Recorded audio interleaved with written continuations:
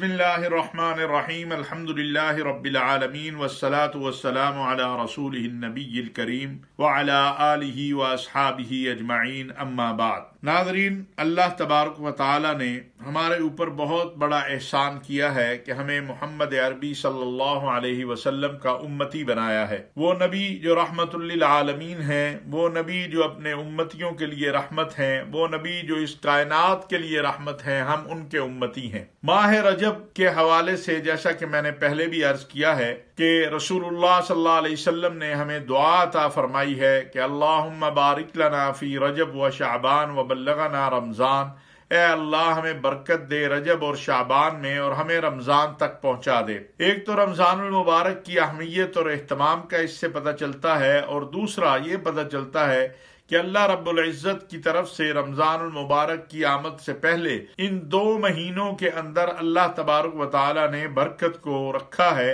और हमें अपने रब से दुआ करनी है कि वो हमें वो बरकतें, नेमतें, अज़मतें, इज्जतें अता फरमा दे। बिलाशुबा जब हम ये दुआ करते हैं कि अल्लाह हमें बरकत दे रजब और शाबान में, तो ये बरकत उम्र के लिए भी है, माल के लिए भी है, औलाद के लिए भी है, घर के लिए भी है, वतन के लिए भी है, दोस्तों के लिए भी है। तो हमें, जैसे मैंने पहले भी कई बार अर्ज किया है, कि ये दुआ तसलसल के साथ पढ़ते रहना चाहिए कि अल्लाह हमें बरकत दे रजब और शाबान में और हमें रमज़ान तक पहुंचा दे। रजब के महीने में जैसे कि बहुत सारे वाक़यात रूनुमा हुए हैं, इसमें सैयदना अली करमल्लाहु वजह की विलादत भी हुई है। इसी तरह इसी महीने में मेराज भी हुई है। अल्लाह तबारक व तआला ने कुरान करीम में फरमाया है, सुबहानल्लज़ी असरा बिअब्दिही लैलन मिनल मस्जिदिल हरामी इलल मस्जिदिल अक़सा। रसूल अकरम सल्लल्लाहु अलैहि वसल्लम को मक्का मुकरमा से बुराक पर जो है वो मस्जिद अक़सा लाया गया। वहां आपने तमाम अंबिया की इमामत की। और याद रखिए कि यही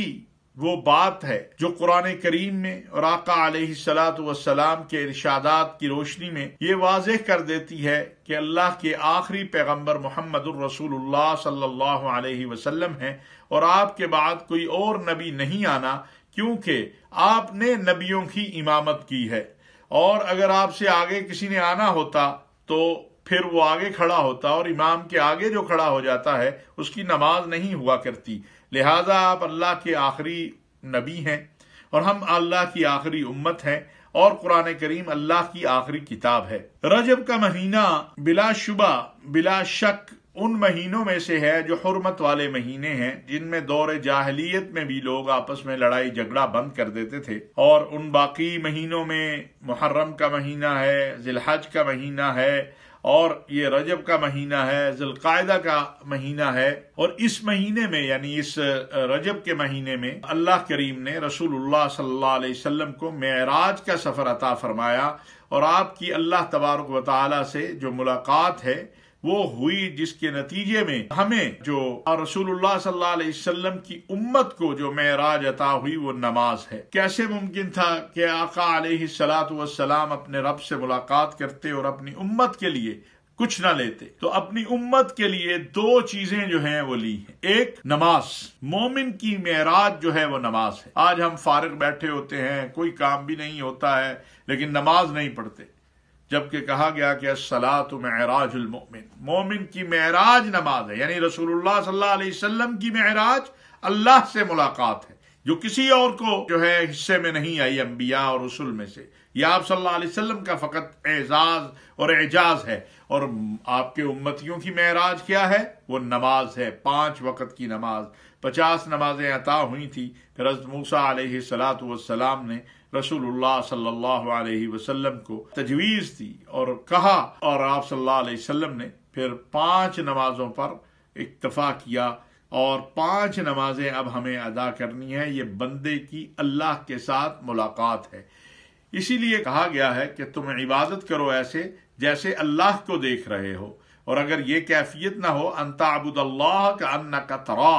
और फिर ये कैफियत ना हो तो फिर ये कैफियत तो होनी चाहिए कि वो आपको देख रहा है। नमाज के अंदर یہ کیفیت ہونی چاہیے۔ آج ہم جب نماز ادا کرتے ہیں تو ہمارا حال ہم سب کو معلوم ہے، سارے تصور آنا بری بات نہیں ہے، لیکن اس تصور کو لے کے چل پڑتے ہیں، دکان میں کیا ہو رہا ہوگا، مکان میں کیا ہو رہا ہوگا، بچے کیا کر رہے ہوں گے، دوست احباب کیا کر رہے ہوں گے، ملک پہ نہیں۔ اس وقت ہمارا سارا کا سارا فوکس اس پہ ہونا چاہیے کہ میں اللہ کے سامنے کھڑا ہوں، اللہ کے سامنے میں رکوع اور سجدے کر رہا ہوں، میں اللہ سے بات کر رہا ہوں، اور وہ میرا اللہ ہی ہے جو مجھے سرخرو کرنے والا ہے، اسی کے لیے سجدہ ہے، اسی کے لیے رکوع ہے۔ تو معراج رسول اللہ صلی اللہ علیہ وسلم کی جو معراج ہے وہ اللہ سے ملاقات ہے، اور جو ہماری امت کی معراج ہے وہ نماز ہے۔ لہٰذا رسول اللہ صلی اللہ علیہ وسلم جب معراج پر گئے تو پہلے آسمان پر حضرت آدم علیہ السلام سے ملاقات ہوئی، دوسرے آسمان پر حضرت عیسیٰ و حضرت یحییٰ سے ملاقات ہوئی، پھر حضرت یوسف سے ملاقات ہوئی، پھر حضرت ادریس سے ملاقات ہوئی۔ یہ تمام آسمانوں کا یعنی پہلے آسمان کے پہ ملاقات حضرت آدم سے ہوتی ہے، دوسرے پہ حضرت عیسیٰ و حضرت یحییٰ سے ہوتی ہے، تیسرے پہ حضرت یوسف سے ہوتی ہے، چوتھے پہ حضرت ادریس سے ہوتی ہے، پانچویں پہ حضرت ہارون سے ہوتی ہے، اور چھٹے کے اوپر حضرت موسیٰ، اور ساتویں پہ حضرت ابراہیم علیہ السلام سے ملاقات ہوتی ہے۔ یہی بات آپ ذہن میں رکھیے کہ رسول اللہ صلی اللہ علیہ وسلم کی یہ ملاقات اللہ سے، اور اس کے بعد آپ کا واپس آنا۔ اب مشرکین مکہ تو مذاق اڑانا شروع ہو گئے کہ یہ کیسے ممکن ہے کہ ایک آدمی مکہ مکرمہ سے جائے اور وہ کہے کہ میں الاقصی پہنچا اور پھر میں اللہ سے ملاقات کر کے واپس آ گیا۔ لیکن قربان جاؤں سیدنا صدیق اکبر رضی اللہ تعالیٰ عنہ کے، کہ جب مشرکین نے سیدنا صدیق اکبر کے سامنے یہ بات رکھی اور ان سے کہا کہ دیکھو تمہارا دوست کیا کہہ رہا ہے، تو انہوں نے کہا جو وہ کہہ رہے ہیں سچ کہہ رہے ہیں، قربان جاؤ صدیق اکبر کے ایمان پہ کہا۔ اور یہی وہ وقت ہے جس وقت آپ کو صدیق اکبر کا لقب دیا گیا۔ اب ناظرین، میں نے کہا ایک تو انعام وہ معراج مومن کی کیا ہے، وہ نماز ہے، اور دوسرا اللہ رب العزت نے یہ عطا کیا کہ آپ کی امت کے تمام گناہوں کو معاف کیا جائے گا ماں سوائے شرک کے، ماں سوائے شرک کے،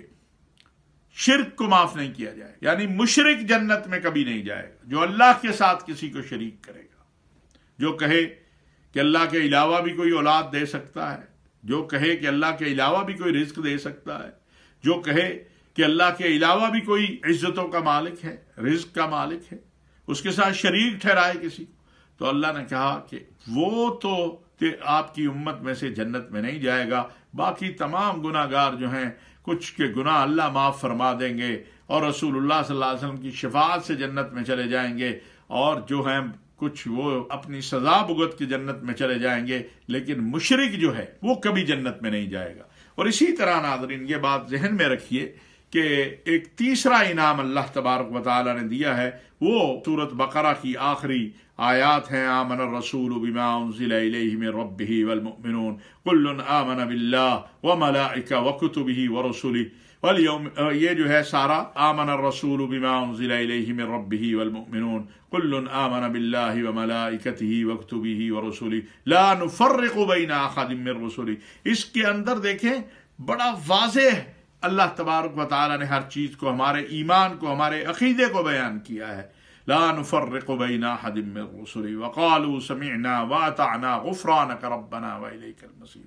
پھر اللہ نے آگے بھی بتا دیا کہ میں تو لا یکلف اللہ نفسا الا وسعها، اللہ تعالیٰ ہم سب کو ابتلاؤں، آزمائشوں، تکلیفوں سے بچائے، کہا کسی کو میں آزمائش میں نہیں ڈالوں گا، اس کے وسعت کے مطابق ہی، یہ اتنی وہ سب اللہ ہم سب کو بچائے، ہم تو بڑے کمزور ہیں۔ لہا ما کسبت وعلیہا ما اکتسبت، پھر دعا ہے ربنا لا تؤاخذنا ان نسینا، اے اللہ ہمیں نہ پکڑنا، ہم بھول جائیں، ان نسینا واخطانا، یا غلطی سے کر لیں، جیسے بھی ہو جائے، یا اللہ ہمیں نہ پکڑ، ہم تو بڑے کمزور ہیں، ہم تیرے نبی کے امتی ہیں۔ اس طرح ربنا ولا تحمل علينا اسرا كما حملته على الذين من قبلنا ربنا ولا تحملنا ما لا طاقة لنا به واعف عنا واغفر لنا وارحمنا انت مولانا فانصرنا على القوم الكافرين۔ تو ناظرین یہ معراج کی رات جو عطا ہوئے انعامات، انشاءاللہ کل بھی اس پہ بات کریں گے، لیکن آج میں نے کہا کہ ہم معراج، اور پھر رجب کے مہینے میں علماء اہل سنت والجماعت کے نزدیک کوئی خاص ذکر اذکار نہیں ہے، نوافل پڑھیں، قرآن کریم پڑھیں، روزے رکھیں، دعائیں کریں، اور اللہ تعالیٰ سے یہ دعا کریں کہ اللہم بارک لنا فی رجب و شعبان وبلغنا رمضان، اے اللہ ہمیں برکت دے رجب اور شعبان میں، اور ہمیں رمضان تک پہنچا دے۔